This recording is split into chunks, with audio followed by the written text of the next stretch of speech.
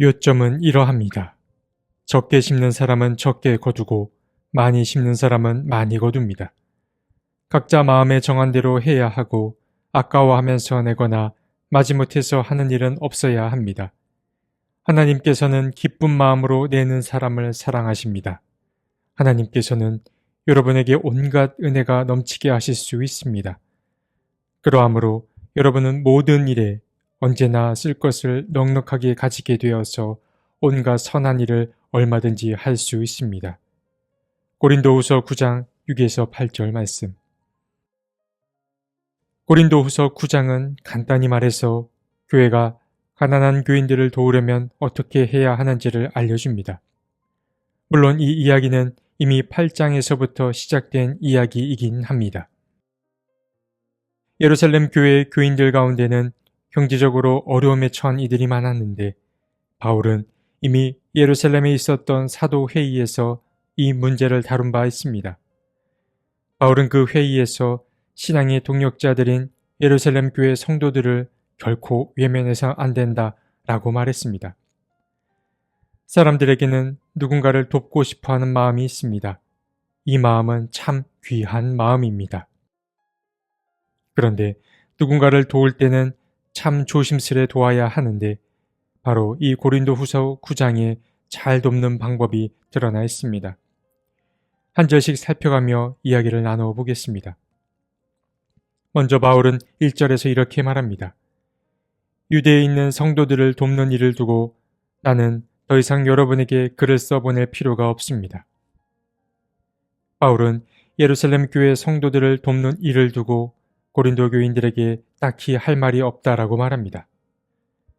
그가 이렇게 말한 이유는 고린도전서 16장에 의하면 예루살렘 교회 성도들을 도울 그 도움의 필요성을 고린도 교인들이 먼저 제안했기 때문입니다. 바울은 고린도 교인들의 이 귀한 마음을 이미 잘 알고 있었습니다. 이제 이어서 하나의 교회가 더 등장하는데 그 교회는 마케도니아 교회의 교인들입니다. 고린도 교인들은 인근 지역의 교회인 마케도니아 교회에 예루살렘 교회를 돕는 이 구제 사업에 동참해달라고 요청했습니다. 그런데 이어서 이 일과 관련하여 바울이 염려하는 이야기가 등장하는데 바울은 자신이 마케도니아 교회 대표와 함께 고린도 교회에 구제금을 받으러 갈 때에 그들이 실질적인 준비가 되어 있지 않을 것을 염려하였습니다. 만약 자신과 마케도니아 교회 대표가 구제금을 받으러 왔을 때 고린도 교회가 아무런 준비가 되어 있지 못하다면 자신들도 민망해질 거고 또 고린도 교인들도 부끄러움을 느끼게 될까봐 바울은 염려했습니다. 그래서 바울은 4절에서 이렇게 말한 것입니다. 혹시 마케도니아 사람들이 나와 함께 그리로 가서 여러분이 준비하고 있지 않은 것을 보게 되면 여러분은 말할 것도 없고 우리가 이런 확신을 가진 것 때문에 부끄러움을 당하지 않을까 하고 염려합니다. 그러니까 바울은 형제들을 보내어 미리 준비하게 하면 서둘러 모금을 한 것처럼 보이는 어떤 민망한 상황이 생기지 않게 되길 바랐던 것입니다. 이어서 바울은 6절에서 원론적인 이야기를 꺼냅니다. 그는 농사짓는 이의 이야기를 꺼냅니다. 요점은 이러합니다. 적게 심는 사람은 적게 거두고 많이 심는 사람은 많이 거둡니다. 바울의 이 말은 어쩌면 당연한 이야기일 수 있습니다. 많이 심으면 많이 거두고 적게 심으면 적게 거두게 됩니다. 심는 것과 거두는 것은 비례하기 마련입니다. 어쩌면 뻔해 보이는 말이지만 바울은 이러한 원론적인 이야기 뒤에 계신 분이 누구인지를 드러냅니다. 심는 사람에게 심을 씨와 먹을 양식을 공급하여 주시는 하나님께서 여러분에게도 씨를 마련하여 주시고 그것을 여러 갑절로 늘려주시고 여러분의 의의 열매를 증가시켜 주실 것입니다. 바울은 즐겨내는 자 뒤에 하나님이 계신다라고 말합니다. 그리고 바울은 하나님이 즐겨내는 자를 사랑한다는 것을 반드시 기억하길 바랐습니다. 물론 하나님의 사랑은 관념적인 사랑은 아닙니다. 구체적이고 실질적인 사랑입니다. 하나님은 즐겨내는 자가 모든 일에 언제나 쓸 것을 넉넉하게 가지게 되어서 온갖 선한 일을 얼마든지 할 수 있게 도울 것입니다. 그리고 하나님이 그렇게 즐겨내는 자를 부유하게 만드셔서 그 일을 계속할 수 있게 될 거라고도 이야기했습니다. 그렇기에 바울은 누군가를 돕는 일에 결코 주저하지 말 것을 당부했습니다. 9장 마지막 부분에는 이러한 구제 혹은 연보가 어떤 열매를 맺게 되는지가 등장합니다. 먼저 구제하고 연보하는 일은 도움이 필요한 이들의 궁핍을 벗어나게 할 것입니다. 그들의 실질적인 필요를 채울 것입니다. 그리고 이어서 도움받는 자들, 그리고 이러한 일의 과정을 지켜보는 사람들은 하나님께 감사드리게 될 것입니다.